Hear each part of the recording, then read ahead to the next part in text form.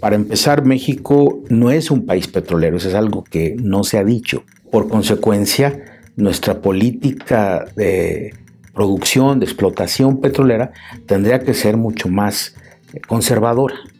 ¿Qué tal? Bienvenidos a La Morralla, espacio de vértigo político dedicado a temas de economía y finanzas. En esta ocasión nos acompaña el doctor Gonzalo Núñez González del Centro de Estudios Estratégicos Nacionales, quien nos abordará el tema de la reforma energética que en este momento se discute en el Senado de la República y que, de acuerdo con las tres principales fuerzas políticas del país, podría estar lista durante el presente periodo ordinario de sesiones. El tema energético es un tema multidimensional, no es un asunto estrictamente económico que afecta a finanzas públicas, sino es un tema estratégico. Muchos autores así lo denominan. El mercado energético es un mercado complejo, muy dinámico, que se ha movido de manera muy rápida, pero que responde mucho a los intereses de cada país. Nosotros lo primero que tendríamos que entender es que una cosa es el mercado energético en general y otra cosa es la cuestión petrolera.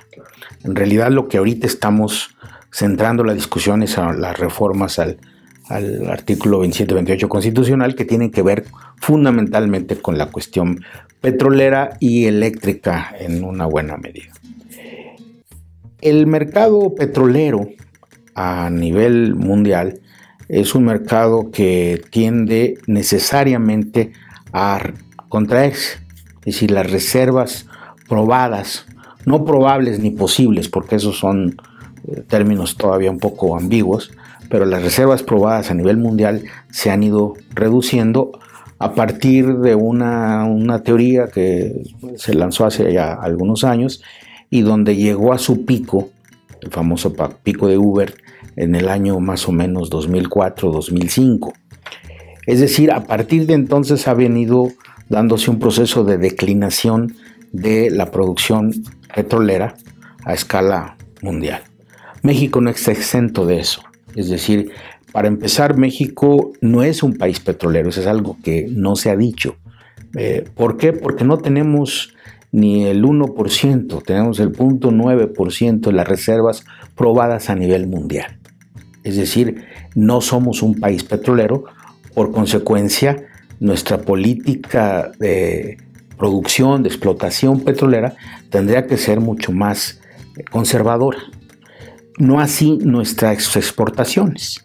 Mientras somos un país con reservas probadas que ocupamos un lugar, digamos, intermedio, en términos de las exportaciones, de nuestra producción y de nuestras exportaciones, somos uno de los principales países del mundo. Quiere decir que nos estamos agotando nuestras propias reservas. Ese es un primer tema y que depende mucho o responde mucho a un concepto de seguridad energética norteamericana en el cual nos han insertado ahí. La primera pregunta que tendríamos que hacernos es ¿y por qué debemos producir más para exportar más? No tenemos nuestro consumo interno no rebasa el 1.200.000 barriles al día y sin embargo exportamos otra cantidad semejante y lo que se está planteando es que debemos exportar, regresar a los 3,5 millones de producción, que significan más de 2 millones de exportaciones diarias. ¿Cuál es el propósito? ¿Obtener recursos? No los necesitamos. Hoy pudimos generar el mayor presupuesto en la historia del país. Hay recursos, es decir, en términos de recursos hay formas de obtener recursos. Hay créditos a nivel mundial con tasas realmente bajas, de tal suerte que el primer tema es no somos un país petrolero. Segundo tema, no tenemos por qué forzar a exportar el petróleo y eso es algo que no se ha mencionado. El tercer tema es que, no es una decisión, esta no es una decisión, yo diría, soberana. Es una decisión que responde a intereses geoestratégicos, particularmente de nuestros vecinos del norte. Ellos consumen alrededor de 20 millones de barriles diarios y no producen arriba de 8 o 9 barriles. Los últimos datos hablan hasta de 7,5. Es decir, ellos sí tienen una dependencia del petróleo externo. Es un espejismo con el cual se quiere también manipular la información para decir que si no sacamos y vendemos nuestro petróleo, nos vamos a quedar con él. Ya no va a haber mercado porque es más, se va a inundar el mercado mundial del petróleo. Eso es bastante relativo, científicamente no está demostrado. Lo que sí está demostrado es que es una estrategia de mercado para forzar justamente a los países a que exploten más petróleo. Si nos quedamos con el petróleo, ¿qué nos pasa? Bueno, pues nos pasa que tendríamos un recurso a más largo plazo para las próximas generaciones, pero además nos veríamos forzados, ojo, a procesarlo.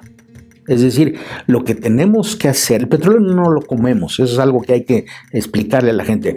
Desafortunada o afortunadamente el petróleo no se come, hay que procesar, es un insumo. Entonces, el seguir explotando petróleo es como hace 500 años que sacábamos oro, plata y maderas y nos regresaban productos terminados. Es decir, no le estamos agregando valor al petróleo en México. Y eso es algo que es urgente que lo hagamos. Porque nos falta más petroquímica, más derivados. Un barril del petróleo que vale $100, que por cierto se está bajando en este momento, y un barril de petroquímicos puede llegar a valer hasta $6,000-8,000. Entonces, evidentemente en esa cadena hay un valor agregado que es lo que se contabiliza para el crecimiento económico. Si nos preguntamos por qué hace 30 años no crece la economía de este país, es porque hemos dejado de agregar valor. Y lo que observamos, por otro lado, en el caso particular de Pemex, es un organismo público que ha perdido su fortaleza en función de que ha sido desmantelado. Hay 60 y tantas plantas petroquímicas, de las cuales 14 prácticamente están parados.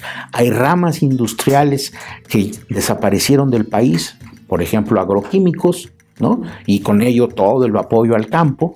Entonces el impacto del petróleo en las economías es muy elevado y México no lo ha aprovechado. Entonces mandamos petróleo y nos regresan gasolina. Del año 2000 al año 2012, las dos administraciones anteriores a la presente, se exportaron 7,000 millones de barriles de petróleo. Hoy nuestra reserva probada no rebasa los 14,000 millones. ¿Esto para cuántos años nos duraría? ¿Al ritmo que llevamos? Los expertos dicen que el máximo 9, 10 años, y conforme pasan los años se convierten en 8, en 7. Entonces, esta presión también por aumentar el umbral de producción petrolera tiene que ver más, o tendría que ver más, con nuestras propias necesidades que con las necesidades de nuestros clientes, ¿sí? Lo que hacemos verdaderamente es un absurdo.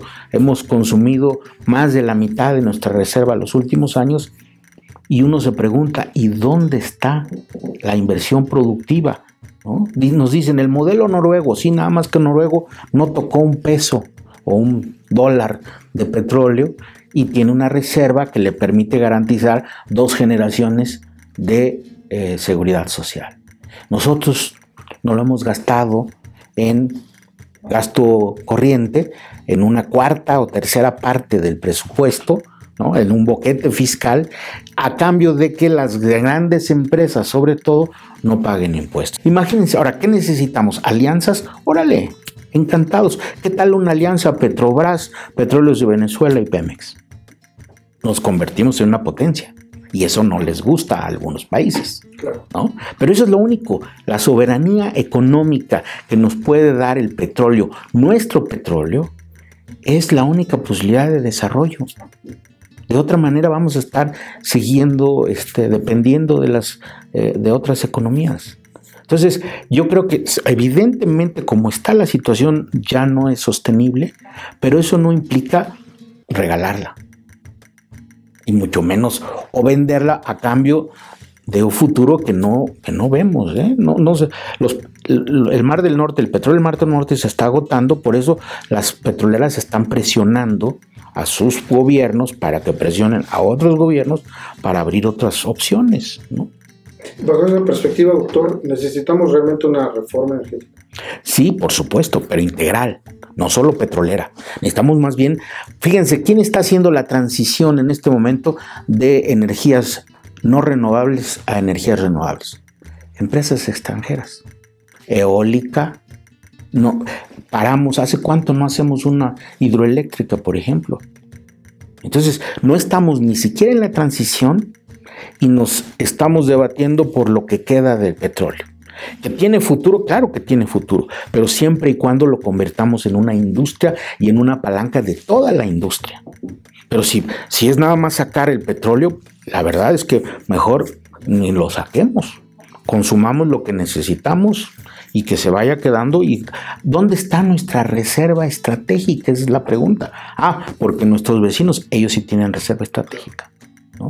¿Por qué es reserva estratégica? Porque es lo que les garantiza el desarrollo. ¿Cómo vamos a garantizar el desarrollo si no podemos soberanamente tomar decisiones sobre nuestros recursos naturales? Y no me refiero solo al petróleo. Vean el caso de la minería, el oro, la plata. ¿Dónde está? Compramos de repente oro cuando salen 80 toneladas de oro al año de este país, que pagan minucias de derechos y de impuestos, ¿no? Entonces seguimos en el saqueo, nos están saqueando. México es un país inmensamente rico y su gente es lo más rico, pero no hemos entendido que tenemos que depender de nosotros mismos, porque hoy generamos muchos recursos gracias a nuestras exportaciones que no son de empresas nacionales, la mayoría, son de empresas transnacionales, ¿no?